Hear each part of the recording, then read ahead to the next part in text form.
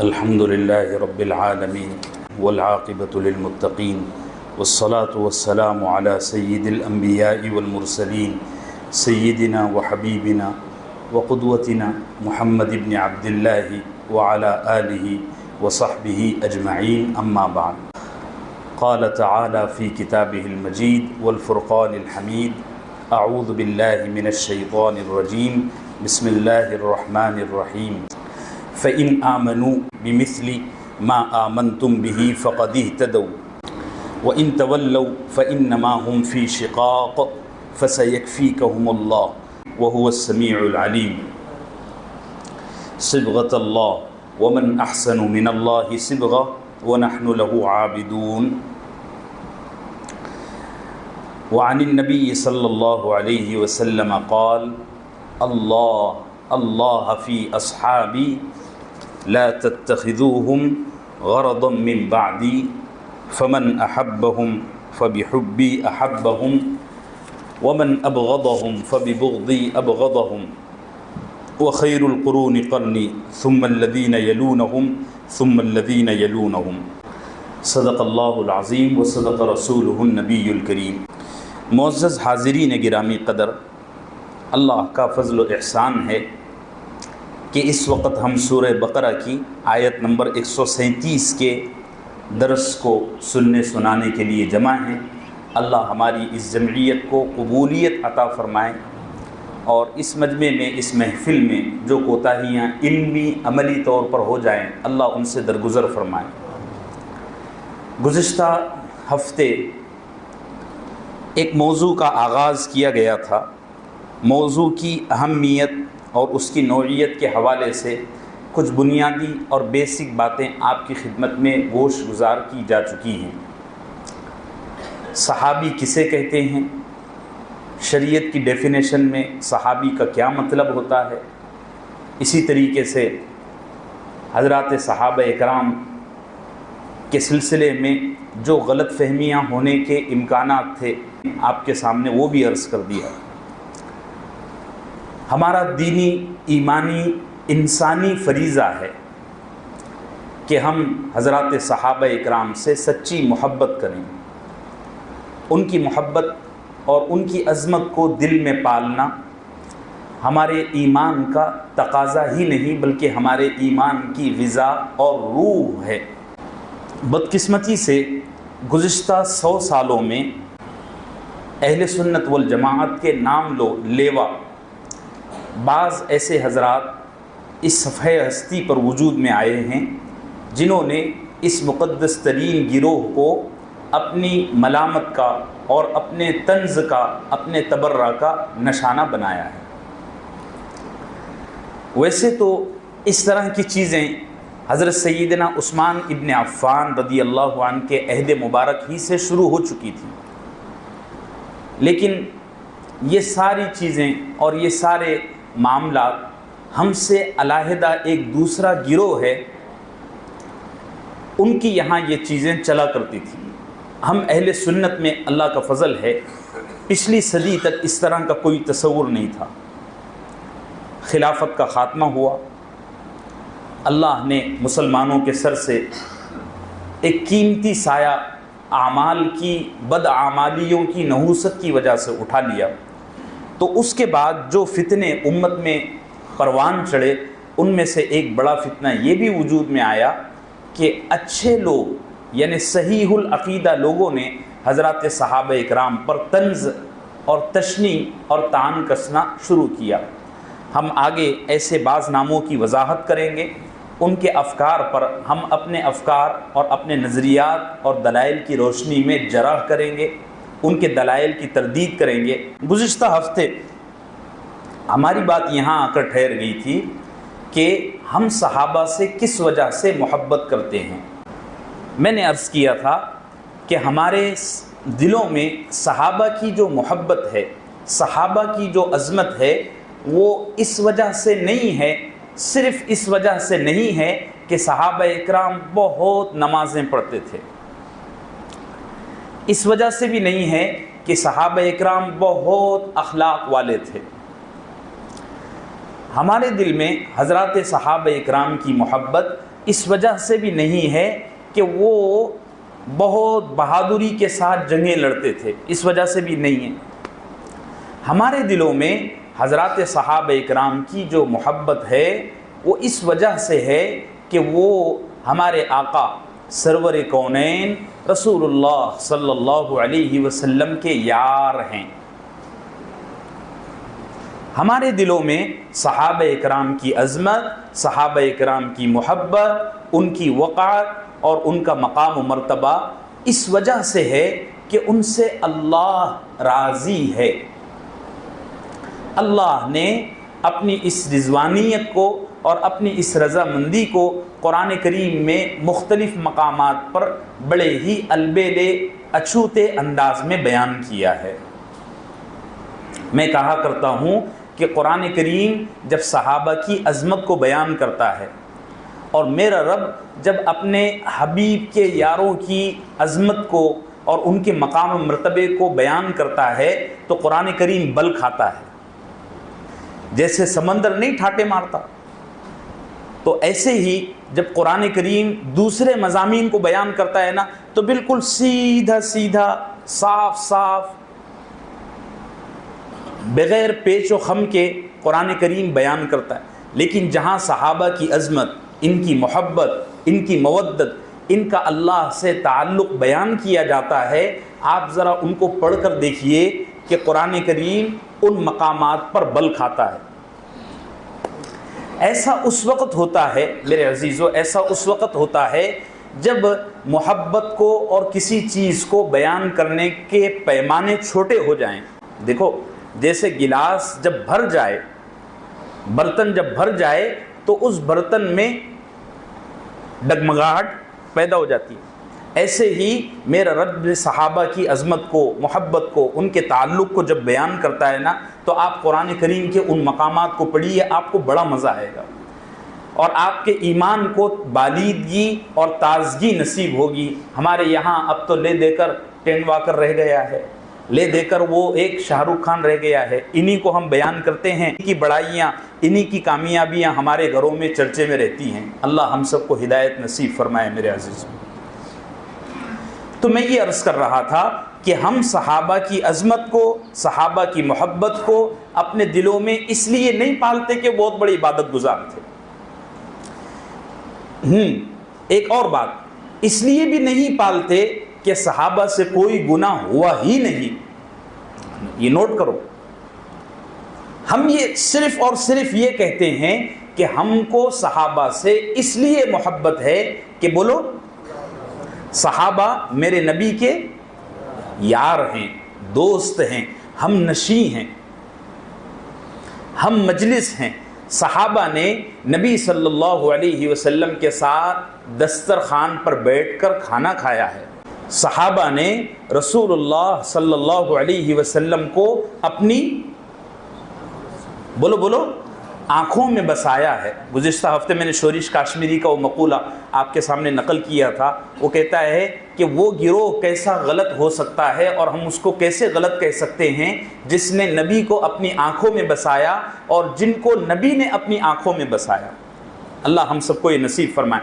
آج ہم میں سے کسی کو سرکار دو عالم صلی اللہ علیہ وسلم کی خواب میں زیارت ہو جاتی ہے تو ہم اس کو مبارکبادیں دیتے ہیں، بھئی بڑا بزرگ آدمی ہے، نیک آدمی ہے، اللہ کو اس کی کوئی ادا بھائی ہوگی کہ اللہ نے اس دنیا میں اس کو نبی کی زیارت کرا دی۔ جن لوگوں نے رسالت مآب صلی اللہ علیہ وسلم کو بیداری کی حالت میں دیکھا، نہ صرف دیکھا بلکہ آپ کے پیچھے نمازیں ادا کی، آپ کے ساتھ جنگوں میں شریک ہوئے، آپ کو جب غم لاحق ہوئے، آپ جب غمگین ہوئے تو انہوں نے رسول اللہ کو تسلی دی صلی اللہ علیہ وسلم۔ ہم اس لیے محبت کرتے ہیں۔ ہمارے محبت کرنے کی یہ وجہ نہیں کہ وہ بہت بڑے نمازی تھے، بہت با اخلاق لوگ تھے، بہت جنگیں لڑتے تھے، بہت بہادر تھے، بہت پیسے والے تھے، بہت خرچ کرنے، یہ فضائل عام امتیوں کے لیے ہے۔ صحابہ اکرام کا اسٹیٹس چونکہ دین میں اسپیشل ہے اس لیے ان کی محبت کی وجہ بھی الگ ہے۔ میرے عزیزو بات سمجھ میں آ رہی؟ اس پر اور آگے تفصیل کے ساتھ بات آئے گی۔ یہ ایسا ہی ہے جیسے ہم خانہ کعبہ کے پتھر سے اس لیے محبت نہیں کرتے کہ اس میں بہت خوشبو آتی ہے۔ ہم اس ممبر کے پتھر سے اس لیے محبت نہیں کرتے کہ یہ بہت سفید ہے اور بہت قیمتی ہے، اس لیے کرتے ہیں؟ بولو نہیں، اس کی محبت ہمارے دل میں اس لیے ہے کہ یہ بولو ممبر کا پتھر ہے۔ خانہ کعبہ کے پتھر کی عظمت ہمارے دل میں اس لیے ہے کہ وہ اللہ کے گھر کو بننے کا، سنوارنے کا ذریعہ بن گیا۔ اللہ نے اس کو قبولیت عطا کی سارے جہان کے پتھروں میں۔ بات واضح ہو رہی ہے میرے عزیزو؟ نسبت کی وجہ سے اس کا مقام و مرتبہ بڑھ گیا۔ ارے بھئی یہ ایسا ہی ہے جیسے آپ نے دیکھا ہوگا، ایک وہ لوہا ہے جو کسی کار آمد چیز کو بننے میں کام آ گیا تو اس کی ویلیو بڑھ گئی۔ مثال کے طور پر وہ ایسا لوہا اور ایسا اسٹیل ہے جس کے ذریعے ہوائی جہاز بن گیا تو اس کی عظمت، اس کی وقعت میں بڑھوتری ہو گئی۔ ایک وہ لوہا ہے جو زنگ کھاتے ہوئے کہیں پڑا ہوا ہے، کوئی مسئلہ نہیں، حالانکہ وہ بھی لوہا ہے۔ ممکن ہے، ہاں ممکن ہے وہ لوہا اس لوہے سے مضبوطی کے اعتبار سے زیادہ ہو۔ ان چیزوں کو ذہن میں رکھنا، ہاں یہ میں ایسی بول کے، یہ صرف تخیلات اور یہ شاعرانہ الفاظ نہیں ہیں، یہ پورے نظریات کو میں سمیٹ رہا ہوں، ساری باتوں کو۔ یہ لوہا ممکن ہے اس لوہے سے مضبوطی کے اعتبار سے، قیمت کے اعتبار سے زیادہ ہو، لیکن اس کی ویلیو اس لیے نہیں ہے کہ یہ کسی کارآمد چیز میں استعمال نہیں ہوا، اس کی نسبت کسی مقدس چیز سے نہیں جڑی۔ یہ میں اصل میں اس لیے کہہ رہا ہوں کہ مثال کے طور پر ہمارے یہ حضرت حافظ صاحب ہیں۔ حضرت آپ کی عمر مبارک کتنی ہے؟ 80، ماشاءاللہ بارک اللہ۔ 15 سال کی عمر سے لے کر یہ اب تک نمازیں پڑھ رہے ہیں، تو کتنے سال کی نمازیں ہو گئی؟ فرض نمازیں 65 سال۔ 65 سال سے یہ نمازیں پڑھ رہے ہیں، نہ صرف پڑھ رہے ہیں بلکہ حضرت حافظ صاحب ادھر پیچھے ایک عبادت خانے میں امام بھی ہیں، پڑھا رہے ہیں۔ ایک وہ صحابی ہے جس نے رسول اللہ صلی اللہ علیہ وسلم کے دست مبارک پر ایمان قبول کیا، ایک وقت کی نماز نہیں پڑھی، ایک وقت کی نماز نہیں پڑھی۔ میں نے رمضان میں سنایا تھا سیرت میں کہ ایک صحابی جو غزوہ احد میں اطلاع دیے بغیر ایمان لائے اور اسی غزوے میں شہید ہو گئے۔ ظہر اور عصر کے درمیان نماز کا وقت ہونے سے اور غزوہ احد میں ایسے خوفناک حالات تھے کہ خود رسالت میں آپ صلی اللہ علیہ وسلم کی 4 نمازیں قضا ہو گئی تھی، آپ سب کو پتہ ہے، صحیح بخاری مسلم میں آتا ہے۔ ان کو نماز کا موقع بھی نہیں ملا، کسی کو یہ معلوم بھی نہیں تھا کہ یہ مسلمان ہوئے یا نہیں ہوئے۔ جب جنگ ختم ہوئی، صحابہ کو رسول اللہ نے حکم دیا کہ جاؤ شہیدوں کو اور زخمیوں کو میدان سے جمع کرنا شروع کرو۔ تو صحابہ ان کے پاس گئے تو یہ آخری سانسیں لے رہے تھے۔ صحابہ نے ان سے پوچھا کہ تم تو مشرک تھے، ہمارے ساتھ جنگ میں کیسے؟ انہوں نے کہا نہیں، جب جنگ شروع ہوئی تو میرے دل میں آیا کہ میں بھی اس سچے دین کو تسلیم کر لیتا ہوں، اور میں جب یہاں آیا تو جنگ زوروں پر تھی، میں نے کہا اس کے سوا اب کوئی راستہ نہیں ہے کہ میں نبی کی مدد کرتے ہوئے جنگ میں مارا جاؤں، اور اللہ نے مجھے قبول کر لیا۔ اشہد ان لا الہ الا اللہ وان محمد رسول اللہ کہتے ہوئے دنیا سے رخصت ہو گئے۔ ایک نماز نہیں پڑھی۔ حجۃ الوداع کے موقع پر ایک اور صحابی ہیں، ان کا نام میرے ذہن سے نکل رہا ہے، وہ رسول اللہ صلی اللہ علیہ وسلم کے پاس آئے، آ کر کہنے لگے یا رسول اللہ مجھے کلمہ پڑھا دیجئے، میں ایمان لانا چاہتا ہوں۔ آقا نے کلمہ پڑھایا، اونٹ پر سوار ہوئے، تھوڑے دور چلے، اونٹ پر سے گرے، گردن پر ایسی چوٹ آئی کہ وہیں شہید اور فوت ہو گئے۔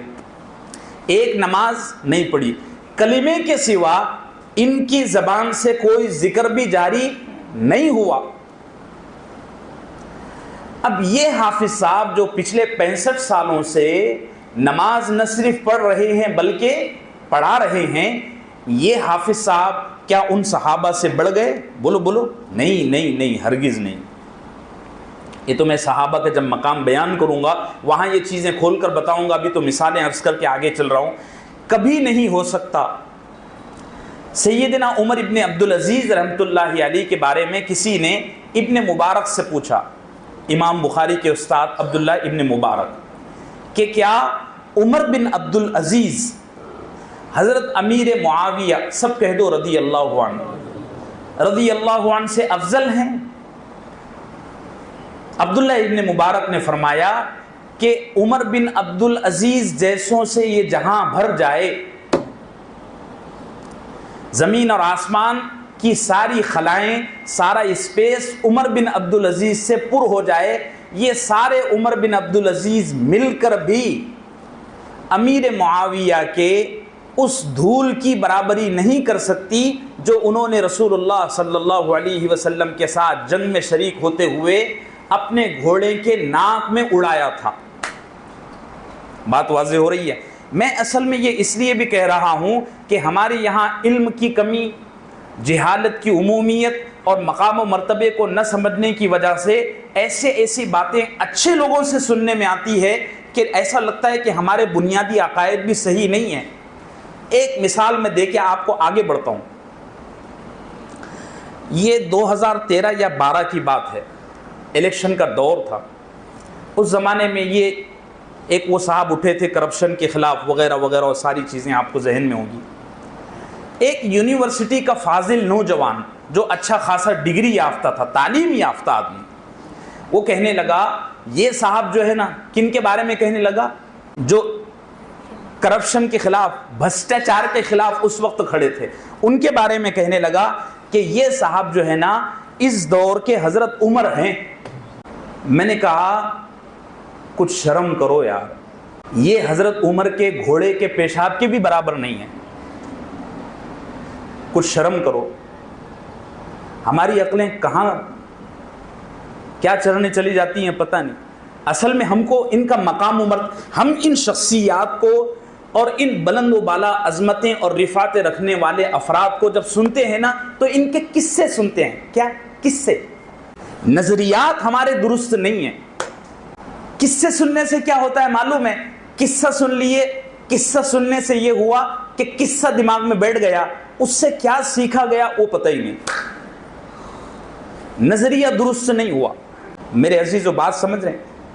یہ میں اس لیے عرض کر رہا ہوں کہ صحابہ اکرام وہ ہستیاں ہیں کہ اللہ نے ان کو بنانے کے بعد وہ بنانے کی مشین ہی توڑ دی۔ جن سانچوں سے اور جن مشینوں سے اللہ نے صحابہ کو وجود بخشا، اب وہ مشینیں ہی اللہ نے توڑ دی۔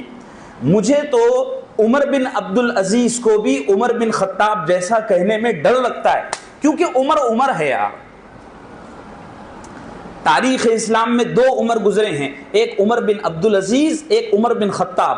عمر بن خطاب صحابی رسول ہیں، عمر بن عبد العزیز انہی کے نواسے ہیں، نواسے کے پوتے ہیں، لمبا رشتہ ہے۔ عمر بن عبد العزیز افضل التابعین میں ہیں، صحابی نہیں ہیں۔ ہمارے علماء نے، بزرگوں نے عمر بن عبد العزیز کو حضرت عمر رضی اللہ عنہ کی فرسٹ کاپی لکھا ہے کہ یہ آدمی اعمال کے اعتبار سے، عدل و انصاف قائم کرنے کے اعتبار سے عمر کے جیسا ہے۔ لیکن مجھے کہتے ہوئے ڈر لگتا ہے، کیونکہ عمر کا کچھ اور ہی مقام ہے۔ عمر کوئی رائے اپنے نبی کو فرش پر دیتا ہے تو عرش والا اس کی تائید نازل کرتا ہے۔ اٹھاؤ قرآن کریم، 22 مقامات قرآن کریم میں ایسے ہیں کہ نبی صلی اللہ علیہ وسلم نے صحابہ سے مشورہ لیا تو سارے صحابہ کی رائے اور سرکار دو عالم صلی اللہ علیہ وسلم کی رائے ایک طرف، حضرت عمر کی رائے ایک طرف ہوا کرتی تھی۔ نبی فیصلہ کرنے میں تھوڑے پریشان ہوتے تو اللہ آسمان سے جبرائیل کو بھیجتا کہ جاؤ میرے پیارے سے کہہ کر آؤ کہ اس مسئلے میں عمر کی رائے پر عمل کیا جائے۔ اور ہمارا ایجوکیٹڈ نوجوان، میں جاہل بدوی دیہاتی کی بات نہیں کر رہا ہوں، ہمارا ایجوکیٹڈ نوجوان، اچھی خاصی یونیورسٹی سے پڑھا ہوا بچہ، وہ اس زمانے کے ان زندگیوں کو جن کی کوئی حیثیت نہیں ہے، جو صرف پیسہ لے کر کھڑے ہوتے ہیں، پیسہ مل گیا تو بیٹھ جاتے ہیں، ان کو کہہ رہے ہیں یہ عمر جیسے ہیں۔ یہ وجہ اس کی یہ ہے کہ ہم نے ٹھوک بجا کر نہ ہمارے دلوں میں نظریات کی درستگی نہیں کی ہے۔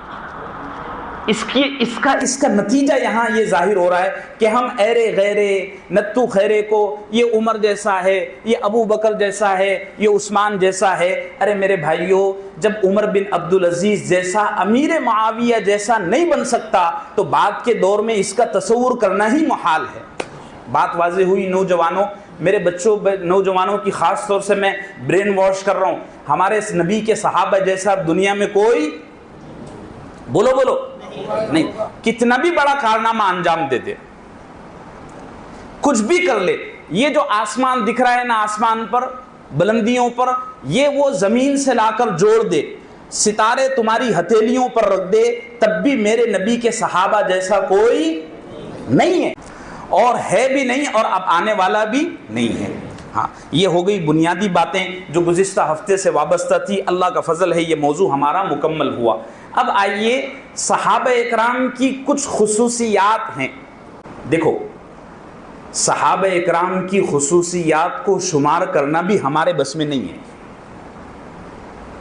جنہوں نے رسول اللہ صلی اللہ علیہ وسلم سے براہ راست فیض حاصل کیا ہو، ہماری کیا اوقات ہے کہ ہم ان کی خصوصیات بیان کر سکیں؟ یہ زبانیں عاجز ہیں، یہ دماغ اور یہ دل تھکے ماندے ہیں، ہمارے بس کی بات نہیں ہے۔ وہ بچہ محلے کا جو کسی اچھی یونیورسٹی سے پڑھ لیتا ہے، ہم اس کو سمجھ نہیں پاتے کہ یہ ہے کیا۔ تو وہ لوگ جنہوں نے سرکار دو عالم صلی اللہ علیہ وسلم سے علم حاصل کیا، نورانیت اور فیض حاصل کیا، ہم ان کو سمجھ سکتے ہیں؟ بلکہ مولانا جلال الدین رومی رحمۃ اللہ علیہ کا بڑا پیارا مقولہ ہے، وہ مقولہ نہیں، اصل میں فارسی کا ایک شعر ہے۔ وہ کہتے ہیں کہ نبی اور نبی کے صحابہ کی عظمت کو ڈر ڈر کے بیان کرو، ہو سکتا ہے عظمت بیان کرتے ہوئے تم کوئی ایسی بات کہہ دیں یا تمہاری زبان سے کچھ ایسا نکل جائے کہ جو ان کی شان کے خلاف ہو۔ انہوں نے ایک مثال دی ہے، اس کی مثال ایسی ہے جیسے کوئی دیہاتی آدمی کسی بادشاہ کو یہ دعا دے کہ اللہ تجھے اس بستی کا پولیس کیا کہتے ہیں، پولیسوں کا امیر، کمشنر بنا دے۔ وہ دیہاتی کو پتہ نہیں یہ کون ہے، وہ بادشاہ کو یہ دعا، کیونکہ دیہاتی کے دماغ میں کیا ہے کہ پولیس کمشنر سے بڑا کوئی عہدہ ہی نہیں، اس کو نہیں پتا بادشاہت کیا چیز ہے، اس کو نہیں پتا ایم ایل اے کیا ہوتا ہے، اس کو کیا پتا ایم پی کیا ہوتا ہے، اور جاہل آدمی میرے جیسا بدوی آدمی۔ بادشاہ نے اس کا کچھ کام کر دیا، اس نے دعا کے طور پر اس کو یہ بات کہہ دیا کہ اللہ تجھے اس شہر کے پولیسوں کا امیر صاحب بنا دے۔ اب بتاؤ، یہ وہ اس کی تعریف کر رہا ہے یا اس کی تذلیل کر رہا ہے؟ بولو۔ ایسے ہی صحابہ اکرام کا حال ہے جنہوں نے رسول اللہ صلی اللہ علیہ وسلم سے براہ راست علم حاصل کیا، اور آپ کو تعجب ہوگا قرآن کریم کا بڑا حصہ صحابہ کی عظمت اور صحابہ کی شان بیان کرنے میں نازل ہوا، تو جن کی تعریف کائنات کا رب خود کر رہا ہے، ہماری بس اور بساط ہی نہیں ہے کہ ہم ان کی عظمت کو سمجھ سکیں اور بیان کر سکیں۔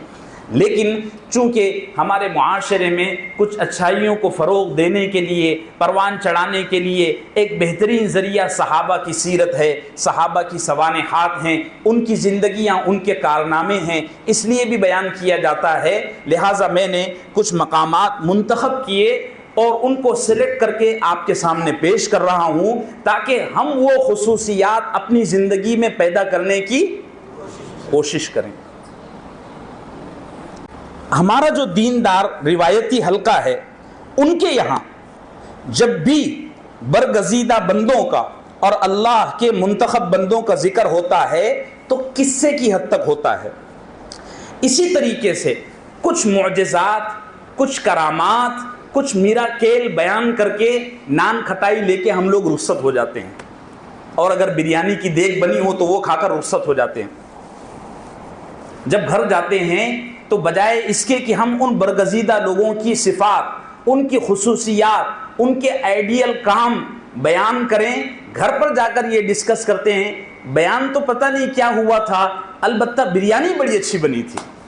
نان کھٹائی بڑی پیاری تھی. اب تک یہ ہوتا آیا ہے. اب الحمدللہ شعور کا دور ذرا بیجار ہوا پیدا ہوا ہے, جاگروکتا آئی ہے, علم حاصل کرنے کا شوق پیدا ہوا ہے. تو اب یہ ہونے لگا ہے کہ مثال کے طور پر پہلے کیا ہوتا تھا, حضرت سیدنا یوسف علیہ السلام بڑے خوبصورت تھے, ان کے ہونٹ ایسے تھے, ان کی زلفیں ایسی تھی, ان کا چہرہ ایسا منور تھا, ان کا جسم ایسا تھا. ہمارے پرانے روایتی جو مقرر اور خطیب تھے وہ یہ سب بیان کر کے لوگوں کو ڈھول مول کرتے تھے. جاتے جاتے میرے بھائیوں بزرگوں دوستوں ایک نان کھٹائی بھی لے کر چلے جانا.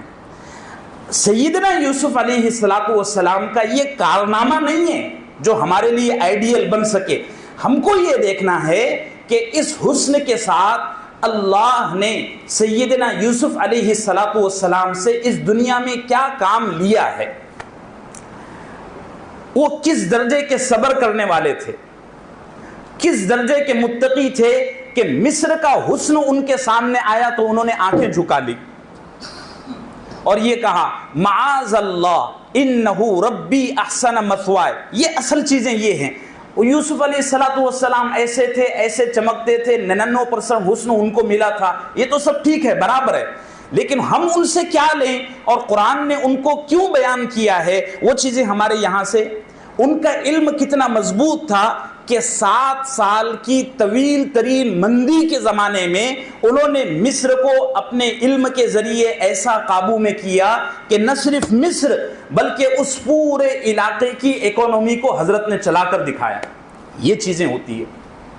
ایسے ہی رسول اللہ صلی اللہ علیہ وسلم کا جب ذکر ہوتا ہے نا تو ہم کیا بولتے ہیں معلوم ہے, رسول اللہ صلی اللہ علیہ وسلم کی انگلیوں سے پانی جاری ہو جاتا تھا, رسول اللہ صلی اللہ علیہ وسلم کا یہ معجزہ تھا, یہ معجزہ. ارے بھئی یہ تو ٹھیک ہے, آپ کا کارنامہ کیا تھا, آپ نے اس دنیا کو کیسے سنوارا, آپ نے لوگوں کے دلوں کی اصلاح کیسے کی, آپ نے حکومت اور سیاست کو کیسے کنٹرول میں کیا, آپ نے دنیا میں علم کیسے پھیلایا, آپ نے دنیا میں انصاف کیسے قائم ہوا. یہ ساری کی ساری چیزیں دھری کی دھری رہ جاتی ہیں اور یہ ظاہری حسن اور ظاہری کمالات کو بیان کر کے مجلس کا اختتام کر دیا جاتا ہے.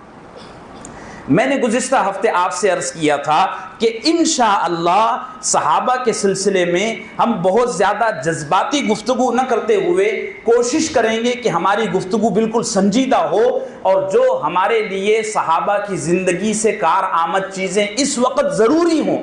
دیکھو ایک ایک صحابی کمالات کا, محاسن کا, خوبیوں کا ایک ذخیرہ تھا. ایک ایک صحابی چونکہ نبی نے تربیت کی ہے نا اور نبی نے ان کی تعلیم کی ہے نا اور قرآن ان کی تربیت کے لیے اترا ہے نا, تو ان کے کمالات کا کوئی اندازہ ہی کوئی نہیں. لیکن ہم صرف وہ بیان کریں گے جو ہمارے لیے اس زمانے میں بہت زیادہ ضروری ہونے کے ساتھ ساتھ بہت زیادہ فائدے مند بھی ہیں. آئیے صحابہ کے کمالات میں پہلا کمال اور صحابہ کی پہلی خوبی جس کو ہمارے لیے سمجھنا بہت ضروری ہے اور عمل میں لانے کی کوشش کرنا بھی ضروری ہے, وہ یہ ہے کہ صحابہ اکرام نفس کا محاسبہ کرنے والے اور مؤاخذہ کرنے والے لوگ تھے. وہ میں جو کہا کرتا ہوں کہ شیخ اپنی اپنی دیکھ. ہمارے یہاں کیا ہو گیا ہے اس دور میں کہ ہم جب بھی اصلاح و تربیت کی بات کرتے ہیں نا تو اپنے بجائے دوسرے سے شروعات کرتے ہیں. صحابہ کا یہ مزاج نہیں تھا. صحابہ اکرام کی رسول اللہ صلی اللہ علیہ وسلم نے ایسی تربیت فرمائی تھی اور آپ کی زندگی اور آپ کی حیات مبارکہ میں آپ نے یہ کارنامہ انجام دیا تھا کہ ہر صحابی اصلاح کے معاملے میں, سدھار کے معاملے میں سب سے پہلے اپنی ذات کا مشاہدہ کرتا تھا. بدقسمتی سے خلافت کے خاتمے کے بعد یہ چیز اب عروج کو پہنچ گئی ہے کہ ہم ہر خیر کی اور اصلاح کی کوشش میں شروعات کرتے ہیں ان سے, اپنے ذات سے نہیں. آپ ذرا دیکھیے صحیح مسلم اٹھائیے, حضرات صحابہ اکرام ہر معاملے میں پہلے اپنی اصلاح, اپنا محاسبہ. آپ صحیح مسلم کی وہ حدیث دیکھیے کہ کس درجے کی اصلاح, کس درجے کا محاسبہ اور کس درجے کا مؤاخذہ وہ خود اپنا کرتے تھے. کوئی مذاق کی بات نہیں ہے. صحیح مسلم میں آتا ہے کہ حضرت سیدنا ماعز الاسلمی رضی اللہ عنہ ان سے زنا ہو گیا. زنا کی شادی شدہ آدمی کی اسلام میں کیا سزا ہے؟ بولو. گڑا کھود کے سنسار کر دینا. آقا صلی اللہ علیہ وسلم کی خدمت میں وہ آئے، آ کر فرمایا یا رسول اللہ انی قد زنیت. جب سامنے سے آئے نا تو آپ نے منہ پھیر لیا. آقا کہنا یہ چاہتے تھے کہ اس گناہ کا اعتراف مت کرو، اللہ سے توبہ کرو اور معاملہ ختم کرو، چونکہ کسی کو سنسار کرنا بڑا مشکل کام ہے. اور آقا رحمت للعالمین تھے. آپ نے دوسری دفعہ تیسری دفعہ، جب تیسری دفعہ آئے نا تو آقا نے لوگوں سے پوچھا کہ یہ آدمی پاگل تو نہیں ہے، اس کی عقل میں کوئی خرابی تو نہیں ہے؟ تو لوگوں نے یہ کہا کہ نہیں، یہ تو صحیح سالم آدمی ہے. پھر چوتھی بار آئے، 4 بار جب انہوں نے خود اپنے آپ پر زنا کا اعتراف کر لیا تو اب آقا نے فرمایا گڑھا کھودو اور اس کو سنسار کرنا شروع کرو. وہ صحابی پر قربان جاؤں، اور صحیح مسلم میں ان کے فضائل آئے ہیں باقاعدہ، ماعز اسلمی رضی اللہ عنہ، ان کے فضائل آئے. ان کو جب سنسار کیا جانے لگا تو بدن سے خون کے فوارے اڑے. ایک صحابی کے کپڑے پر کچھ چھینٹے آئے تو آقا نے فرمایا، وہ کہنے لگے صحابی ارے اس کے خون کے چھینٹے میرے کپڑے پر آ گئے، یعنی انداز تحقیرانہ تھا. آقا نے فرمایا اس کے خون کو اللہ نے یہ مقام دیا ہے اور اس نے ایسی توبہ کی ہے کہ اگر اس توبہ کو پورے مدینے کے گنہگاروں پر بانٹ دیا جائے تو سب کی توبہ ہو جائے. یہ احتساب اور یہ مؤاخذہ ہمارے یہاں ہماری سوسائٹی سے تقریباً ختم ہو گیا ہے. ہم کو اپنی فکر ہی نہیں ہے. ہم جب بھی بات کرتے ہیں نا دوسروں سے، اللہ ہم کو نصیب فرمائے. صحابہ کی دوسری خوبی اور خصوصیت یہ تھی کہ صحابہ اکرام بے غرض لوگ تھے، بے مفاد پرست لوگ نہیں تھے، خود غرض لوگ نہیں تھے. سورۃ الحشر میں قرآن نے کہا ہے الذین یؤثرون علی انفسہم ولو کان بہم خصاصہ.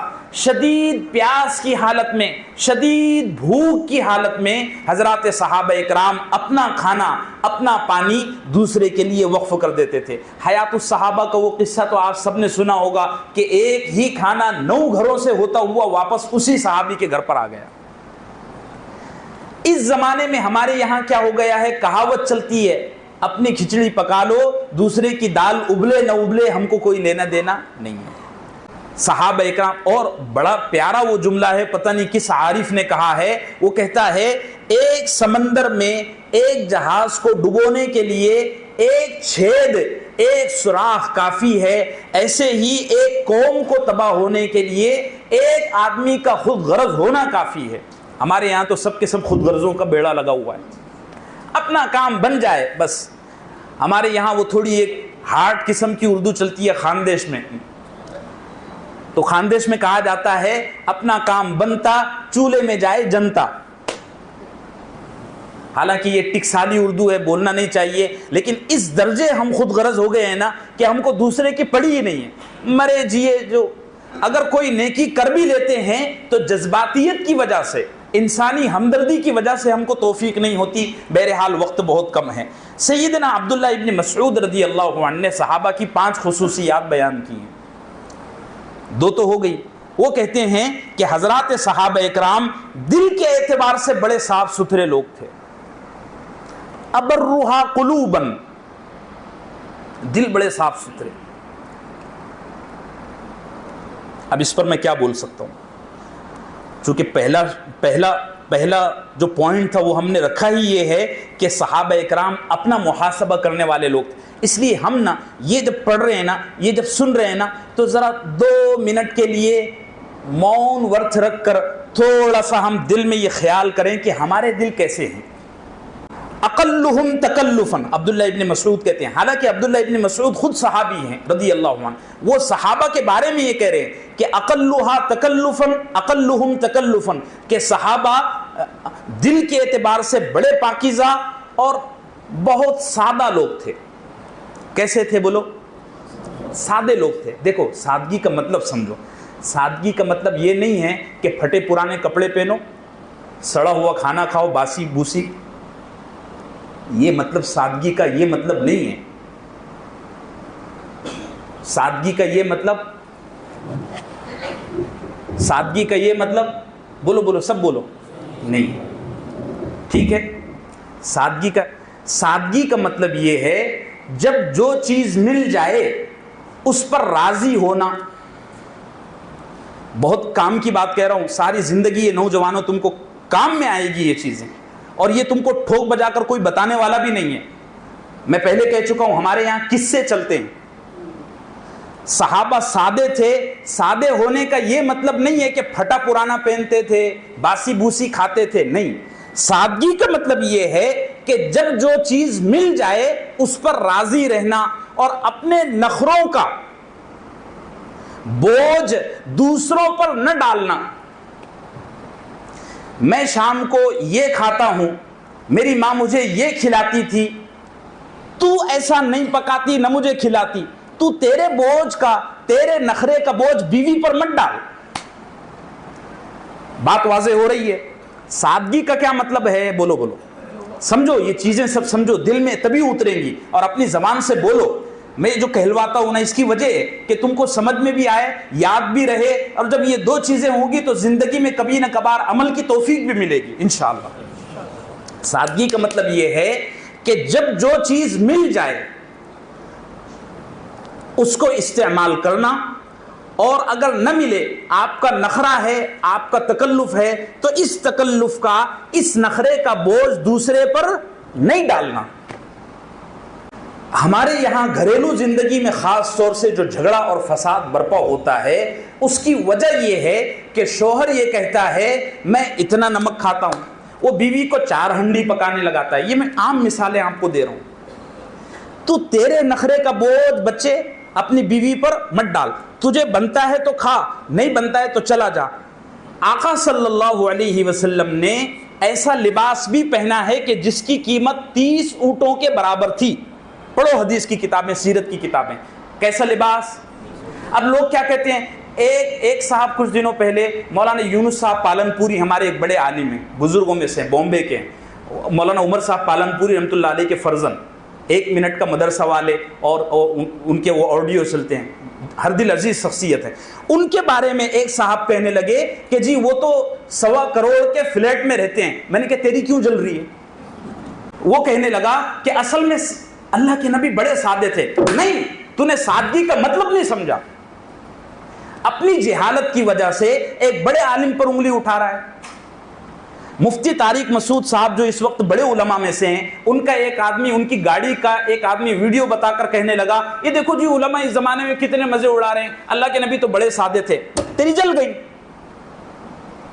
نبی صلی اللہ علیہ وسلم نے ایک وقت میں 30 اونٹوں کی قیمت والا لباس بھی پہنا.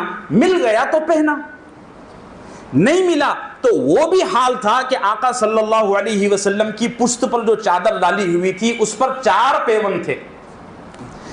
اپنے نخروں کا بوجھ لوگوں پر نہیں ڈالا, جو مل گیا اس پر اکتفا کر لیا. یہی حال صحابہ اکرام کا تھا کہ اگر مل گیا تو امیر معاویہ رضی اللہ عنہ نے بڑی حکومت اور سلطنت قائم کی, اور ان کے گھر کا کھانا ایسا بنتا تھا کہ دور دراز سے لوگ, ان کے مہمان ان کے گھر کا کھانا کھانے کے لیے بنتے تھے. اللہ نے دیا تھا تو استعمال کیا, نہیں دیا تھا تو سادگی کا یہ عالم ہے کہ بھوکوں ہوتے تھے, فاقے ہوتے تھے. وہ بھی ٹھیک ہے, یہ بھی ٹھیک ہے. سادگی کا مطلب یہ ہے کہ جب جو چیز مل جائے اس پر قناعت کر لینا, اور اگر نہ ملے تو اپنے نخرے کا بوجھ دوسرے پر نہیں ڈالنا. یہ مطلب ہے سادگی کا. تیسری چیز اقومہم ہدین, کہ صحابہ اکرام کی چال بڑی سیدھی, بڑی عمدہ, راست بازی, سچ گوئی, بے تکلفی صحابہ کی زندگی میں نمایاں تھی. ہاں, ایک بڑی خصوصیت جو نوجوانوں کے لیے میرا خیال ہے اس زمانے میں بہت بڑی آئیڈیل ہے, وہ یہ ہے کہ صحابہ اکرام اعمقها علما, علم کے اعتبار سے بڑے گہرے تھے. صرف گوگل پر, صرف یوٹیوب پر ایک آدھا کلپ دیکھ کر قرآن اور حدیث اور ائمہ قرآن اور ائمہ حدیث پر جرح کرنے والے نہیں تھے. 2-3 کلپ سنا کہ وہ برس جاتا ہے امام ابو حنیفہ پر, کسی کتاب کے 2-3 صفحے پڑھا کہ وہ برس جاتا ہے اکابر علماء دیوبند پر, 2-3 آڈیو کلپ سنا کہ وہ گالم گلوچ کرتا ہے, برا بھلا کہتا ہے سیدی اعلیٰ حضرت فاضل بریلوی رحمۃ اللہ علیہ کو. ارے بھائی تم کو پتا ہے مولانا احمد رضا خان بریلوی کیا چیز تھے؟ ذرا اکابر علماء دیوبند کی کتابیں اٹھا کے دیکھو کہ وہ کس لیول کا آدمی تھا. مولانا خیر محمد مکی فرماتے ہیں اور مولانا علی میاں ندوی رحمۃ اللہ علیہ فرماتے ہیں کہ مولانا احمد رضا خان صاحب بریلوی رحمۃ اللہ علیہ فقہ حنفی کے ایسے ماہر تھے کہ ان کے زمانے میں ان کا ہم پلہ کوئی آدمی نہیں تھا، اور یہ حضرت ان کو برا بول رہے ہیں۔ ٹھیک ہے، ہمیں ان سے اختلاف ہے اور رہے گا، شدت کے ساتھ رہے گا جن مسائل میں ہمیں اختلاف ہے۔ اس کا یہ مطلب نہیں ہے کہ ہم طوفان بدتمیزی برپا کر دیں، شخصیات کا احترام باقی رکھیں۔ اور ابھی وہ تبلیغی جماعت کے ایک بزرگ ہیں پڑوس کے، وہ کہتے ہیں میں تقریباً پچھلے 50 سال سے روضہ رسول پر حاضری دے رہا ہوں، ہر دفعہ حاضری کے وقت میرا معمول تھا کہ میں رسول اللہ صلی اللہ علیہ وسلم کی شان اقدس میں وہاں کھڑے ہو کر بیٹھ کر کوئی نعت پڑھتا تھا۔ پڑھنا چاہیے، آپ کو بھی جب توفیق ملے مسجد نبوی میں جائیں تو درود شریف کے ساتھ ساتھ وہاں کوئی نعت بھی پڑھیں، آقا کو پسند آتا ہے۔ آقا نے اپنے صحابہ کو ممبر پر بٹھا کر اپنی شان میں نعت کہلوائی ہے، کہنا چاہیے۔ وہ تبلیغی مجھے ان کا نام ذہن میں نہیں آ رہا ہے، وہ کہتے ہیں کہ ہر دفعہ پچھلے 50 سال کی حاضری میں کوئی نہ کوئی نعت ضرور پڑھتا تھا۔ اس دفعہ جب میں گیا تو اعلیٰ حضرت فاضل بریلوی کی وہ نعت گنگنایا، مصطفیٰ جان رحمت پہ لاکھوں سلام، شمع بزم ہدایت پہ لاکھوں سلام۔ کہتے ہیں پچھلے 50 سال جتنی نعتیں پڑھا اس دفعہ وہ کیفیت نصیب نہیں ہوئی جو اس دفعہ اس نعت کو پڑھتے ہوئے نصیب ہوئی۔ لوگوں کا مقام مرتبہ ہوتا ہے۔ آپ ایک آدھ ویڈیو کے لیے ایک آدھا صفحہ پڑھ کے نا جو گند پھیلانا شروع کرتے ہیں، اللہ اللہ خیر صلی اللہ۔ تو صحابہ اکرام علم کے اعتبار سے بڑے گہرے لوگ تھے، اللہ ہم سب کو علمی گہرائی نصیب فرمائے۔ صحابہ اکرام کی ایک بڑی خصوصیت یہ تھی کہ یہ بڑے با ادب اور مہذب لوگ تھے، ادب کرنے والے لوگ تھے۔ سورہ حجرات کی 3 آیت آپ پڑھیے، قرآن کہتا ہے ان الذین یغضون اصواتهم عند رسول اللہ۔ قرآن نے صحابہ کی اس صفت کی وجہ سے ان کی تعریف کی ہے کہ صحابہ اکرام ایسے با ادب ہیں کہ رسول اللہ صلی اللہ علیہ وسلم کی مجلس میں جب آتے ہیں تو اپنی آواز کو پست رکھتے ہیں، بلند نہیں کرتے، زور سے بات نہیں کرتے۔ خود صحابہ کہتے ہیں کہ ہم پر رسول اللہ صلی اللہ علیہ وسلم کا ادب اتنا زیادہ غالب ہے کہ ہم آقا سے سوال پوچھنے سے بھی ڈرتے ہیں۔ کسی صحابی سے ایک تابعی نے پوچھا کہ جناب آپ نے رسول اللہ صلی اللہ علیہ وسلم کو دیکھا ہے، ذرا آپ کی چال، آپ کا چہرے انور کیسا تھا ہمارے سامنے بیان کرو۔ وہ صحابی کہتے ہیں میں رسول اللہ صلی اللہ علیہ وسلم کی خدمت میں 15 سال رہا، سنن ابی داؤد کی حدیث ہے، 15 سال رہا، لیکن میں نے کبھی آقا کو آنکھ بھر کے دیکھا بھی نہیں۔ اس نے پوچھا کیوں ایسا کیا؟ کہنے لگا ادب کی وجہ سے جی نہیں بولتا تھا کہ میں آقا کی آنکھ میں آنکھ ملا کر بات کروں۔ ایسے با ادب لوگ تھے۔ اللہ ہم سب کو بھی ادب نصیب فرمائے۔ ادب بہت بڑی چیز ہے، ہر فیض یاب کے فیض حاصل کرنے کا سب سے پہلا ذریعہ ادب ہے۔ اللہ ہم سب کو با ادب بنائے۔ عبادت گزار بہت تھے صحابہ، بہت عبادت گزار تھے۔ سورہ فتح میں اس کو بیان بھی کیا گیا ہے، تراہم رکعا سجدا، بہت زیادہ سجدے میں رہنے والے، بہت زیادہ رکوع کی حالت میں رہنے والے صحابہ اکرام تھے، یعنی عبادت گزار بہت تھے۔ ایک دوسرے پر بڑا رحم کرتے تھے، رحماء بینہم، ہم ایک دوسرے پر بڑے بے رحم ہیں۔ سچی بات تو یہی ہے، مروت نام کی کوئی چیز ہمارے معاشرے میں نہیں رہ گئی ہے۔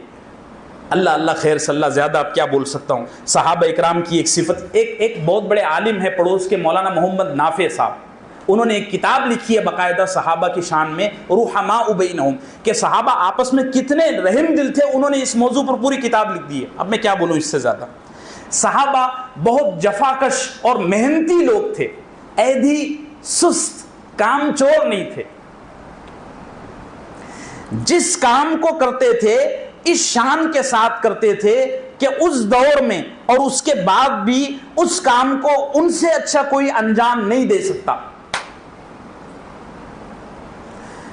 بڑے محنتی، ہمارے بچوں کے لیے سبق کے طور پر میں خاص طور سے نوٹ کر کے لایا ہوں، صحابہ بڑے محنتی۔ میں اپنے بچوں سے کہتا بھی ہوں، دیکھو بچوں بڑی بڑی ڈگریاں حاصل کرنا ضروری نہیں ہے، تم جس بھی فیلڈ میں جاؤ، جو بھی کام تم کو پسند آ جائے، تمہارے دل میں بیٹھ جائے کہ میں اس لائن میں کچھ کر سکتا ہوں، تو ایسی محنت کرو، ایسی محنت کرو کہ کوئی آدمی تمہارا ہاتھ تمہاری فیلڈ میں نہ پکڑ سکے۔ یہ بچے جو میرے پاس آتے ہیں، میں ان سے مذاق مذاق میں بات کہتا بھی ہوں کہ اگر تم کو بھنگی بننا ہے تو ایسا بھنگی بنو کہ تم جیسا بھنگی پوری دنیا میں نہ ہو۔ میں یہ مبالغتاً کہتا ہوں، یہ نہیں کہ میں اس کی ترغیب دلا رہا ہوں کہ نعوذ باللہ، اللہ ہم سب کو اچھے پیشے نصیب فرمائے، عزت دار پیشے نصیب فرمائے۔ کہنے کا مطلب یہ ہے کہ کسی بھی کام کو دل لگا کر، محنت کے ساتھ، جفا کشی کے ساتھ کرو، اور جب بھڑ جاؤ نا تو پھر ایسا کہ نہ اپنی جان کی پرواہ کرو نہ وقت کی پرواہ کرو، مطلب کھپا دو اپنے آپ کو۔ ہمارے یہاں نوجوانوں میں، اسی طریقے سے ادھیڑ عمر کے لوگوں میں جلدی ترقی پانے کے چکر میں محنت کا جذبہ ختم ہو گیا ہے۔ اب تو ایک عام مقولہ بامبے میں چلتا ہے، بھائی تیرے کو شارٹ کٹ نہیں دکھتا ہے کہ اس لائن میں کوئی نہیں، شارٹ کٹ مت مارو۔ شارٹ کٹ میں کیا ہوتا ہے، ایک آدھ موڑ ایسا آتا ہے کہ جتنی رفتار سے تو دوڑا تھا اتنی ہی زور سے تیرا حادثہ ہوگا اور تیرا نام و نشان ختم ہو جائے گا۔ ہم شارٹ کٹ والے نہیں ہیں، ہم لانگ کٹ والے لوگ ہیں، لیکن ایسی کامیابی کے عادی ہیں کہ زمانہ ہماری کامیابی کو دیکھتا رہ جائے انشاءاللہ۔ میں نوجوان بچوں سے کہوں گا، کام چور نہ بنے، محنتی بنے۔ وصلی اللہم وسلم علی نبینا محمد وعلی آلہ وصحبہ